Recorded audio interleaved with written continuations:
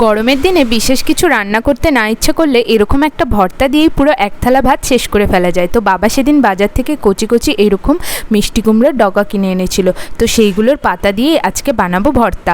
তো পাতাগুলোকে প্রথমেই একদম বুড়ো পাতাগুলো নেব না, কচি পাতাগুলোকে নিয়ে ভালো মতো ধুয়ে এইভাবে একসাথে মুড়িয়ে চাকু দিয়ে কেটে নিচ্ছি, তাতে বেশি তাড়াতাড়ি অনেকগুলো পাতা একসাথে কাটা হয়ে যায়।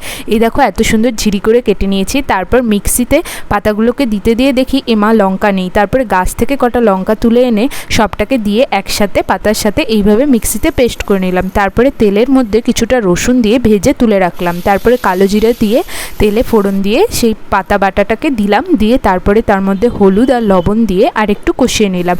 এবার জলটা পুরো শুকিয়ে আসলে এইভাবে কষিয়ে নেওয়ার পরে মেন যেটা করব সেটা হচ্ছে এটাকে শিলপাটাতে বাটবো, তাতে আরও ভালো টেস্ট হয়। তো শিলপাটাতে এইভাবে বেটে নিলেই আমাদের ভর্তা একদম রেডি। ব্যাস এরকম শুধু একটা ভর্তা দিয়েই পুরো সব ভাত শেষ করে ফেলা যায়। তো উপর থেকে একটু সর্ষের তেল দিয়ে এইভাবে খেয়ে দেখবে।